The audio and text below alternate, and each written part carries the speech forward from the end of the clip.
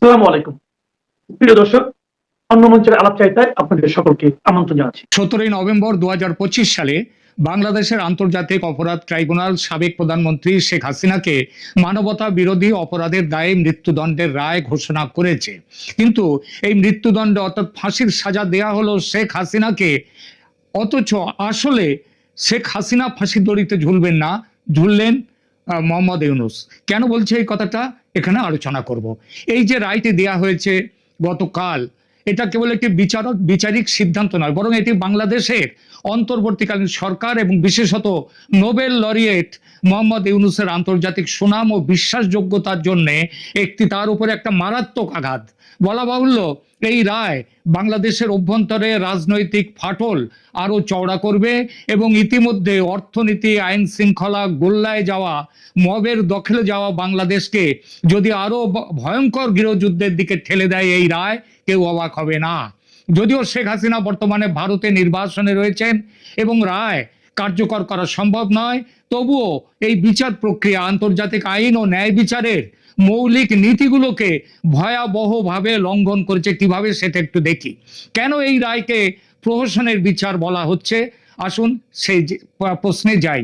আন্তর্জাতিক অপরাধ ট্রাইব্যুনালের এই বিচার প্রক্রিয়া ক্যাঙ্গারু কোর্ট বা প্রহসনের বিচারের সকল বৈশিষ্ট্য বহন করছে। কাকে বলা হয় প্রহসনের বিচার? তার মূল লক্ষণগুলো হলো রায় আগে থেকে নির্ধারিত থাকা, নিরপেক্ষতার অভাব, আইনি প্রতিনিধিত্বের অধিকার থেকে বঞ্চিত করা, প্রমাণ দমন করে দেওয়া, প্রমাণ নষ্ট করা এবং যথাযথ প্রক্রিয়ার লঙ্ঘন করা। এগুলো হচ্ছে প্রহসনের বিচারের লক্ষণ। শেখ হাসিনার বিরুদ্ধে পরিচালিত এই বিচার বা অবিচার বা বিচারহীনতার মানদণ্ডে পুরোপুরি খাপ খেয়ে যায়। প্রথমত, শেখ হাসিনাকে তার অনুপস্থিতিতে বিচার করা হয়েছে। আন্তর্জাতিক আইনের মৌলিক নীতি অনুযায়ী অভিযুক্তের নিজের বিচারে উপস্থিত থাকার অধিকার রয়েছে।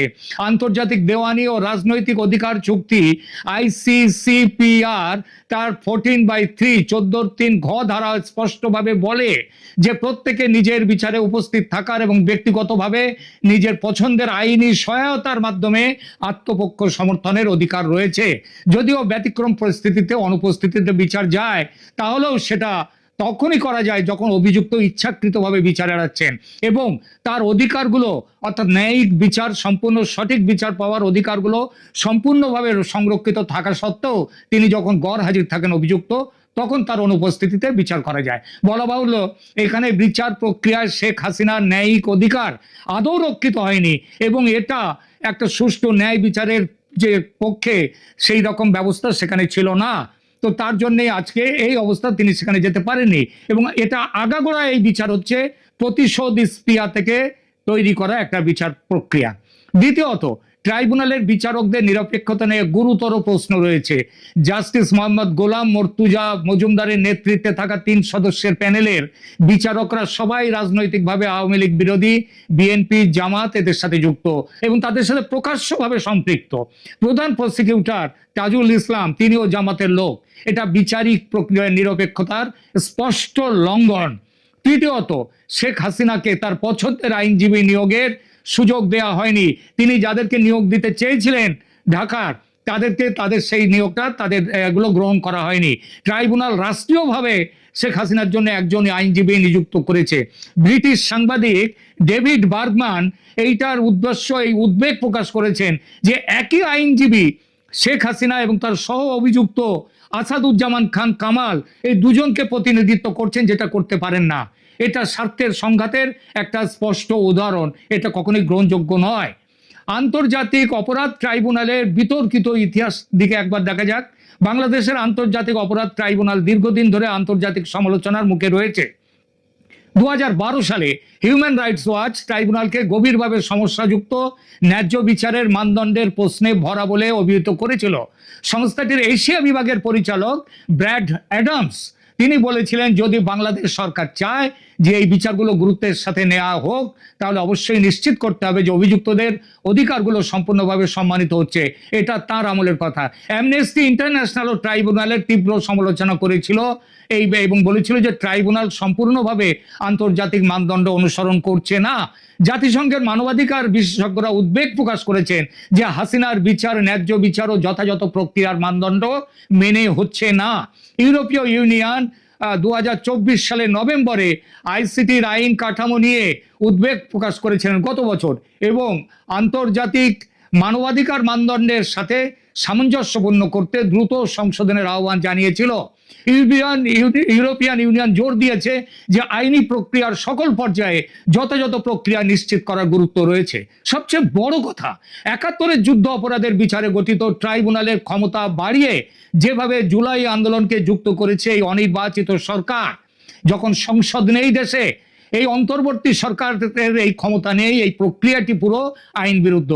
আন্তর্জাতিক ফৌজদারি আইনে অনুপস্থিতিতে বিচার নিরুৎসাহিত করা হয়। আন্তর্জাতিক ফৌজদারি আদালতের রোম সংবিধি স্পষ্টভাবে বলেছে যে অভিযুক্তকে বিচারের সময় উপস্থিত থাকতে হবে, তার সমস্ত রকমের ন্যায় বিচারের প্রক্রিয়া তার জন্য খোলা রাখতে হবে।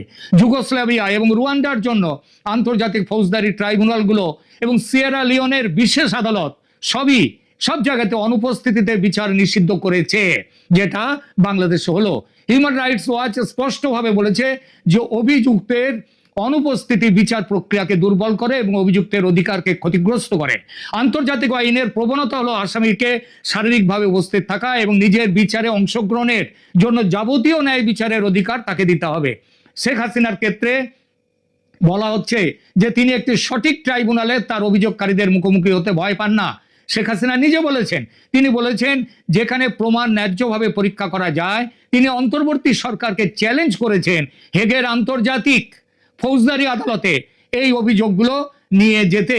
সেখানে তিনি নিজে উপস্থিত থাকবেন এবং তার এই কথা প্রমাণ করে যে তিনি বিচার এড়াচ্ছেন না, বরং একটি ন্যায্য নিরপেক্ষ বিচার চাইছেন, যেটা বাংলাদেশের ওই আন্তর্জাতিক ক্রাইম ট্রাইব্যুনালে হওয়া সম্ভব নয়। এবার আসি প্রতিশোধমূলক বিচার, এই কথাটা কেন বলা হচ্ছে? কারণ ন্যায় বিচার নয়, এই বিষয়টিতে, এই বিচারে এই রায়ের সময় এবং পরিস্থিতি স্পষ্টভাবে ইঙ্গিত করে যে এটি ন্যায় বিচারের পরিবর্তে রাজনৈতিক প্রতিশোধের একটি হাতিয়ার। মোহাম্মদ ইউনূস নিজেই বলেছেন শেখ হাসিনাকে শাস্তি দেওয়ার এবং আওয়ামী লীগের কার্যক্রম নিষিদ্ধ করার প্রতিশ্রুতি দিয়েছিলেন। তিনি আওয়ামী লীগের কার্যক্রম নিষিদ্ধ করার প্রতিশ্রুতি দিয়েছিলেন।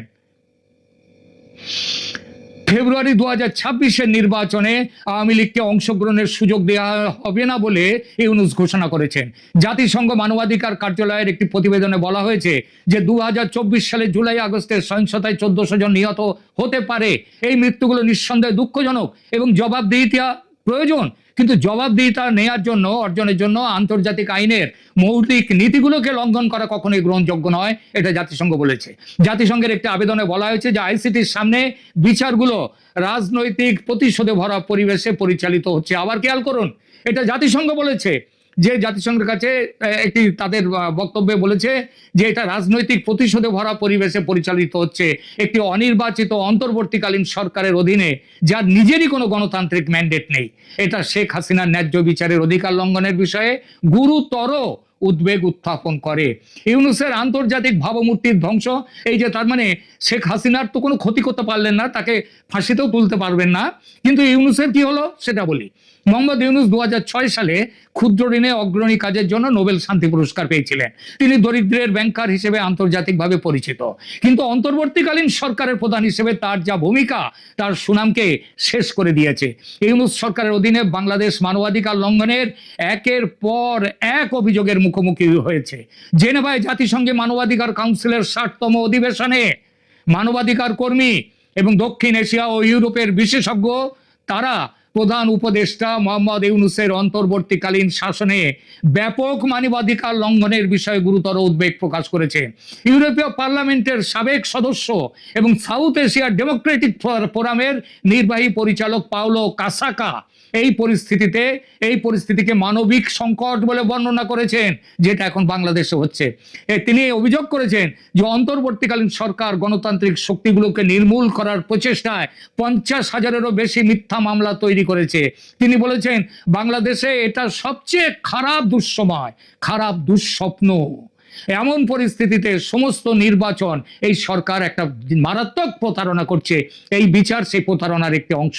প্রফেসর CR আবরার জানিয়েছেন যে ইউনূস সরকার ক্ষমতায় আসার পর থেকে কমপক্ষে 213 জন আওয়ামী লীগ নেতা ও কর্মীকে হত্যা করা হয়েছে, জেলখানার ভেতরে হত্যা করা হয়েছে, এমনকি নিহত মন্ত্রীকে হাতে বেড়ি পরিয়ে তার মৃতদেহকে ছেড়ে দেওয়া হয়েছে, তখনও তার হাতে হাত করা আছে। এবং 1971 সালের মুক্তিযুদ্ধের সাথে সম্পর্কিত ঐতিহাসিক স্থানগুলো ধ্বংস করা হয়েছে। আজকের বিচারের মধ্যেও বিচারপতিরা এই ব্যাপারটি বলেছেন। 1971-এ মুক্তিযুদ্ধ নিয়ে বলেছেন এটা পার্শ্ববর্তী একটি দেশের, প্রতিবেশী দেশের সাথে ষড়যন্ত্র করে নাকি শেখ মুজিব বাংলায় সেই সময় পাকিস্তান থেকে বিচ্ছিন্ন হয়েছিলেন। তাহলেই বোঝা যায়